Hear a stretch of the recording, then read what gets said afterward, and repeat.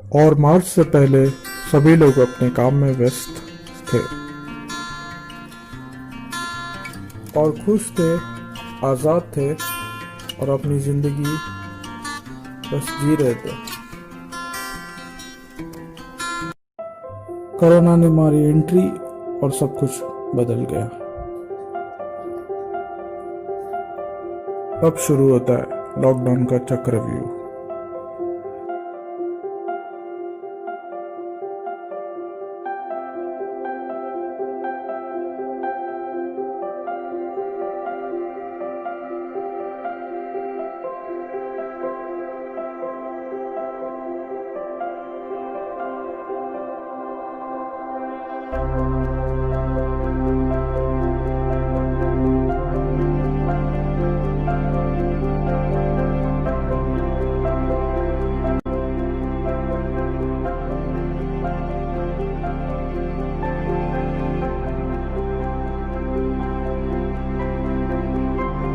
लेकिन इस सभी के मध्य में परमेश्वर का वचन जो हम सभी से कुछ कहना चाहता है।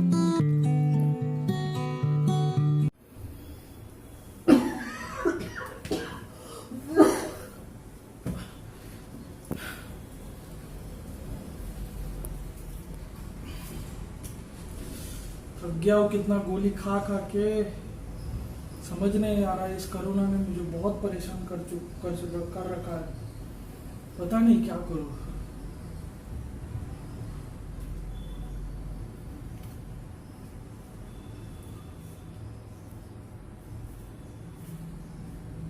भजन संहिता 30 और उसका दूसरा वचन। हे मेरे परमेश्वर यहोवा, मैंने तेरी दुहाई दी और तूने मुझे चंगा किया। हे मेरे परमेश्वर यहोवा, मैंने तेरी दुहाई दी और तूने मुझे चंगा किया। वचन के अनुसार मेरा चंगा करने वाला सिर्फ और सिर्फ यहोवा परमेश्वर है। और पता नहीं इस गोलियों से मैं ठीक हो सकूंगा या नहीं हो सकूंगा, परंतु परमेश्वर के वचन से मैं जरूर चंगा हो सकूंगा। और हम सभी का चंगा करने वाला सिर्फ और सिर्फ यहोवा परमेश्वर है। तो क्यों ना हम इस महामारी के समय में सिर्फ परमेश्वर पे परमेश्वर के वचन पे विश्वास करें और अपने चंगाई को प्राप्त करें। आमीन। रिपोर्ट से देखते हैं। मेरा नेगेटिव है, मम्मी का नेगेटिव है, पापा का नेगेटिव है, अन्ना का किधर? अन्ना का पॉजिटिव? अन्ना का पॉजिटिव कैसे आया? अरे यार, अब कैसे करेंगे? इतने छोटे से घर में कैसे कहाँ रखेंगे उनको? कैसे संभालेंगे? अगर हॉस्पिटल में भी डाला तो वो कैसे देखेंगे उनको? खाना टाइम पे देंगे या नहीं? इतने सारे केसेस आ रहे कि हॉस्पिटल में कैसे लोग देखते। अब क्या करें?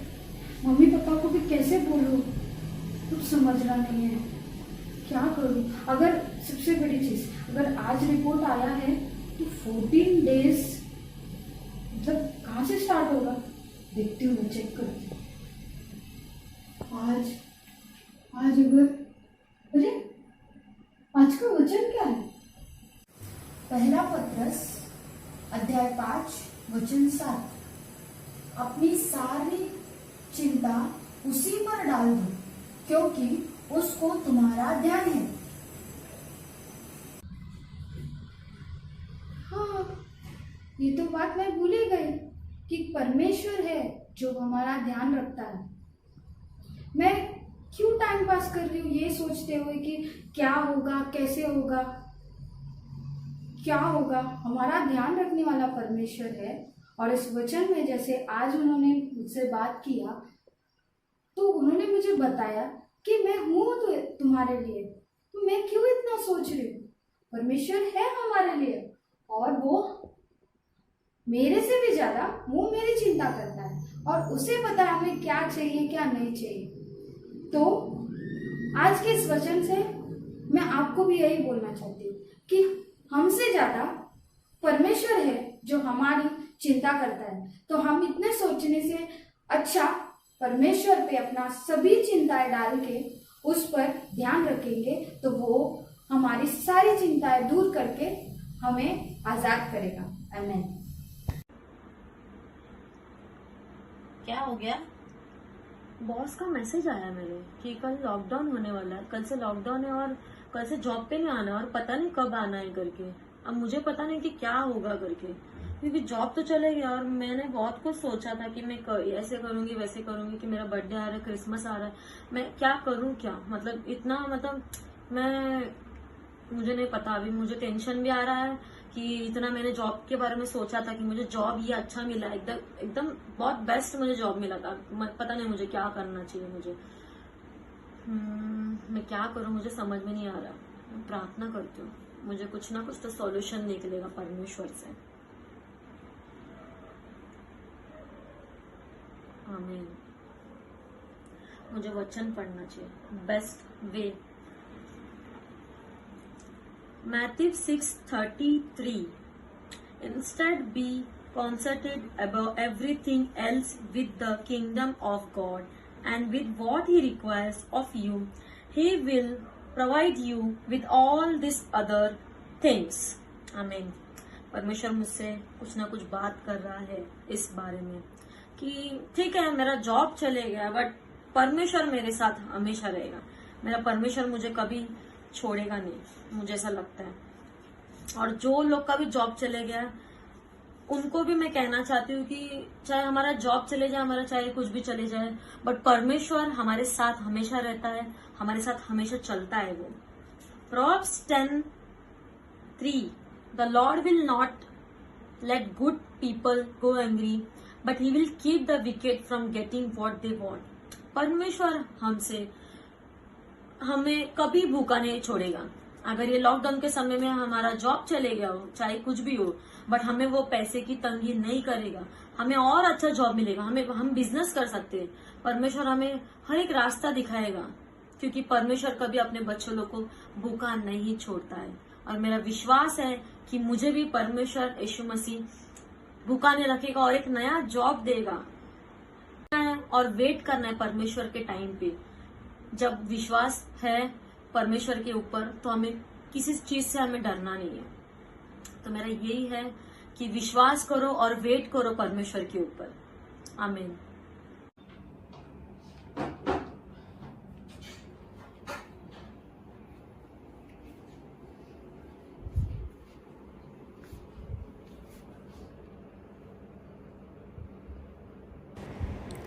इतने सारे फ्रेंड्स और रिलेटिव्स हैं बात करने के लिए, फिर भी मुझे इतना अकेला फ़ील हो रहा है। मैं क्या करूं? क्या मुझे किसी को मैसेज करना चाहिए और बताना चाहिए कि मुझे कैसा फ़ील हो रहा है? बट कौन सुनेगा मेरी बात? मैं कैसे एक्सप्लेन करूं कि मुझे कैसा फ़ील हो रहा है? एक काम करती हूँ, किसी को कॉल करती हूँ। कॉल पे मैं अच्छे से बता पाऊँगी कि मुझे कैसे फ़ील हो रहा है। हाँ, पर किसको कॉल करूँ? कुछ सही नहीं लग रहा है, कुछ अच्छा नहीं लग रहा है। मैं करूँ तो क्या करूँ? ये फ़ोन के 10 ऐप्स देख लिए मैंने। मुझे पता है क्या मुझे अभी हेल्प करेगा। सिर्फ वचन ही अब मुझे हेल्प कर सकता है, क्योंकि चाहे इस दुनिया में मुझे कोई समझ पाए या ना समझ पाए, मेरा प्रभु यीशु हमेशा मुझे समझेगा और हमेशा मुझे सुनेगा, आज, कल और हमेशा के लिए। Haven't I commanded you? Be strong and courageous. Don't be afraid. Don't be dismayed. For Jehovah, your God, is with you wherever you go. Behold, I am with you always, even to the end of the age. Amen.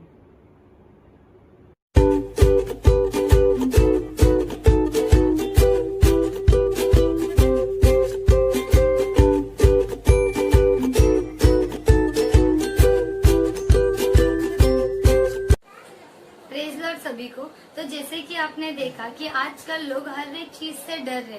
इस corona की बीमारी ने लोगों के मन में एक ऐसा अजीब सा डर पैदा किया है, ना लोग एक दूसरे से मिल रहे, ना एक दूसरे से हाथ मिला रहे। हर एक चीज में उनके मन में एक अजीब सा डर बैठा गया है।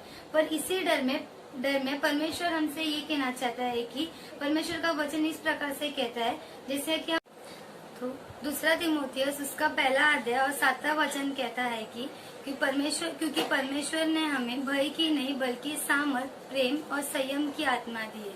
तो परमेश्वर की सामर्थ, प्रेम और संयम दिया है। तो वो सामर्थ मतलब वो शक्ति, वो पावर परमेश्वर ने हमें दिया है, जिससे हमें इस डर से या इस भय से लड़ने की शक्ति दी है और इससे हमें वो हराना है। वैसा सामर्थ परमेश्वर ने हमें दिया है और वो प्रेम परमेश्वर ने किया है, जिससे आज हम सब मसीह लोग यहाँ पर है। मतलब वो प्रेम परमेश्वर ने हमसे किया जिससे आज हम सब ठीक है। न जाने कितने लोग मर रहे, न जाने कितने लोग इस बीमारी के शिकार हुए हैं, पर हमको कुछ भी नहीं परमेश्वर ने उन्हें दिया। यही परमेश्वर हमसे प्यार करता है। और तीसरी बात है संयम। तो वो संयम हमें अपने आप पे रखना है, वो सेल्फ कंट्रोल हमें अपने आप पे रखना है। कि जैसे कि लोग आज देखा जाएगा तो किसी में भी संयम नहीं है। लोग आजकल जो चीज प्रिवेंशन करना चाहिए, सावधानी बरतना चाहिए, वो नहीं कर रहे। सबको आजकल बाहर जाना है, सबको आजकल एक दूसरे से मिलना है, पर जो चीज सेल्फ कंट्रोल, जो संयम परमेश्वर ने हमें रखने का है, वो हमें होना चाहिए। तो इसी से मैं अपना टॉपिक कंक्लूड करना चाहूंगी कि परमेश्वर ने हमें भय को अपने आप पे हावी नहीं होना चाहिए, बनना चाहिए। आमीन।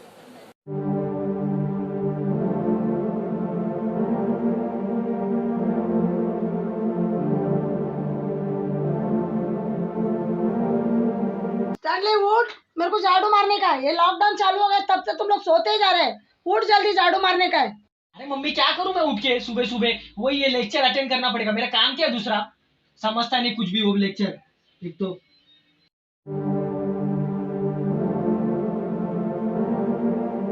क्या यार, ये 4 दीवार के बाद यही से एक दुनिया देखने का बचा है अभी।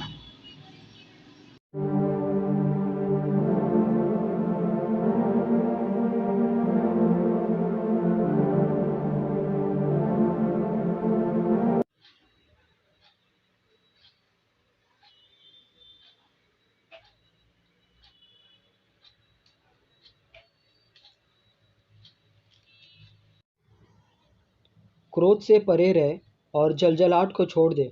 मत कूद, उससे बुराई ही निकलेगी। जैसे आपने देखा कि कैसे मेरा क्रोध बढ़ा, और आज इस पैंडेमिक सिचुएशन में कहीं ना कहीं हम सब भी इसके शिकार हैं।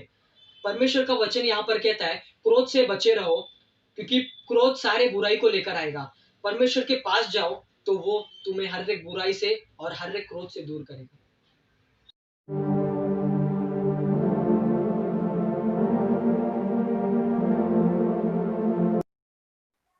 प्रेज द लॉर्ड सभी को। जैसे कि हम सभी लोग अभी ये ऐसे सिचुएशन में है कि हम एक दूसरे को नहीं मिल पा रहा, तो हम जो है एक चीज के ऊपर डिपेंड है और उस चीज के थ्रू जो है हम एक दूसरे से कनेक्ट हो पा रहा, तो वो और कुछ नहीं, टेक्नोलॉजी है। ओके, तो थ्रू टेक्नोलॉजी आज जो है हम हमारा यूथ संडे सेलिब्रेट कर रहा है या हमारा फेलोशिप हो रहा है, तो वो पूरी तरीके से निर्भर किसके ऊपर है? टेक्नोलॉजी के ऊपर है। तो ये टेक्नोलॉजी जो है वो सीखना जो है उतना आसान नहीं है। ओके, जैसे कि हम थोड़ा बहुत जानते हैं इसके बारे में, लेकिन ये जूम एप्लीकेशन हुआ या फिर गूगल मीट हुआ, ये सारा चीज हमने पहले कभी नहीं सुना था। जैसे ये लॉकडाउन स्टार्ट हुआ तो ये सारा एप्लीकेशन को ऑपरेट कैसे करना है, ये सारा चीज हमें सीखना पड़ रहा है। हम जो है थोड़ा बहुत जानते हैं तो भी हमें बहुत सारी कठिनाइयां आ रही है इसे करने के लिए। बट ऐसे कुछ लोग हैं जो ये सारे चीज को नहीं जानते हैं, जैसे कि जो एजेड है, जिनका उम्र ज्यादा हुआ है, बट उनको जो है कुछ अदर ऑप्शन नहीं है, उनको जो है ये करना ही है, तो उनके लिए भी है। और जो नए सीख रहे हैं उनको जो है उनके लिए भी है कि ये सीखते वक्त जो है बहुत सारी कठिनाई आती है, जल्दी समझ में नहीं आता है। कभी कभी कुछ नेटवर्क इशू के वजह से अगर हम कर भी रहे हैं तो भी वो नहीं चल रहा है, तो हमें ऐसे लगता है कि कहीं मेरा तो गलती नहीं है। ओके, तो हम जो है पूरी तरीके से कहाँ पर है? टेक्नोलॉजी के ऊपर डिपेंड है। ओके, हमें कुछ कुछ नए नए चीजों को सीखना पड़ रहा है। और ये सीखते वक्त जो है हम जो है अपने आप को जो है बहुत कम समझने लगे हैं। हमें ऐसा लगता है कि शायद मैं ये नहीं कर पाऊंगा, शायद ये मुझसे नहीं होगा, या मुझे ये सीखने के लिए बहुत समय लगेगा। तब परमेश्वर का एक वचन इस तरीके से कहता है, मैं तुझे बुद्धि दूंगा और जिस मार्ग में तुझे चलना होगा उसमें तेरी अगुवाई करूंगा। मैं तुझ पर कृपा दृष्टि रखूंगा और सम्मति दिया करूंगा। तो परमेश्वर का वचन हमारे साथ में है, तो इस वचन को लेके जो है हमें हर मुश्किलों का, हर नए चीजों का सामना करके जो है उस पे आगे बढ़ना है। Amen. Praise the Lord everyone. सबसे पहले मैं परमेश्वर को धन्यवाद करना चाहूँगा। इस समय मैं स्टार्ट करने से पहले मैं आपसे एक छोटा सा क्वेश्चन पूछूंगा। आप में से कितने लोग मुझे जानते हैं? अच्छा, नहीं तो मैं सेकंड क्वेश्चन पूछता हूँ। आप में से आप अपने आप को कितने लोग जानते हैं अच्छे से? आप लोग बोलेंगे ऐसा क्वेश्चन क्यों? क्योंकि मैंने ऐसा लोगों को जब तक देखा है तो लोग है ना अपने आप को थोड़ा कम जानते हैं और दूसरे को जान लेते हैं, मतलब जल्दी से। तो मैंने अपने बारे में अगर मैं बताऊँ तो मैं इस लॉकडाउन से पहले मैं खुद को पहले नहीं जानता था। तो और मैं ये मोमेंट में, मतलब जब भी लॉकडाउन हुआ पूरा, सब लोग बंद रहे, तो मुझे अपने आप के साथ रहने का बहुत ज़्यादा अच्छा टाइम मिल गया। तो मैं वो आशा करता हूँ कि आप लोग भी अपने आप के साथ बहुत अच्छा सा टाइम बिता चुके हैं। और मुझ जैसा शायद आप में से कई लोगों ने अपने आप को एनालाइज किया होगा कि मैं कहाँ सही हूँ, कहाँ गलत हूँ। तो मैंने जब भी अपने आप को देखा कि मैं कहाँ सही हूँ, कहाँ गलत हूँ, तो मैं बहुत बार अपने आप को सिर्फ गलत ही पाया हूँ। तो मैं ऐसा कह सकता हूँ कि मैं सिर्फ पाप ही कर रहा हूँ और मुझे समझ नहीं आ रहा, मतलब मुझे पता नहीं है कि मैं क्या कर रहा हूँ। तो ये जो समय है जो खुदा ने हमें दिया है, बहुत सुंदर सा समय है। जो लॉकडाउन हम लोग बहुत परेशान हो गए, लेकिन खुदा ने हम लोगों को अपने आप को जांचने का मौका बहुत अच्छे से दिया है। तो इस मोमेंट में जब भी मैं अपने आप को पाप में देखता हूँ तो मुझे एक बहुत अच्छा सा वचन याद आएगा, Acts chapter 3 verse 19। Repent then and turn to God so that your sins may be wiped out, that times of refreshing may come from the Lord. Times of refreshing मतलब हम लोगों का टाइम शायद अभी थोड़ा गुता हुआ है, थोड़ा उलझा हुआ है, मतलब पाप में हम लोग बंद है। तो अगर हम लोग इस पाप से निकलेंगे, हम लोग इससे मन फिराएंगे, तो हम लोगों का टाइम रिफ्रेश होगा। ठीक है, मतलब रिपेंट करो और हम लोगों का लाइफ थोड़ा रिफ्रेशिंग। तो मैं इतना ही कहना चाहूँगा कि हम लोग अपने आप को जानते हैं, अगर नहीं जानते तो खुदा ने हम लोग को ये टाइम दिया अपने आप को जानने का, एनालाइज करने का कि हम लोग कहाँ सही है और कहाँ गलत। और वो अगर हम लोग जान चुके हैं तो परमेश्वर से तो कोई चीज़ छुपा है नहीं। तो आप लोग अपना जो भी बात है परमेश्वर के सामने रखेंगे और उसे कबूलेंगे, तो वही रिपेंट है। और रिपेंट के बाद एक नया लाइफ, एक परफेक्ट लाइफ। तो ये लॉकडाउन के एंड में तो हम लोग अपने नए लाइफ के तरफ बढ़ रहे हैं। तो अंत में इतना कहूँगा कि परमेश्वर ने हम लोगों के लिए एक परफेक्ट लाइफ चुनकर रखा हुआ है अलग से, और हम लोगों को उस लाइफ में एंटर करने का सिर्फ एक की है, वो है repent and God will reveal you a new life. आमीन।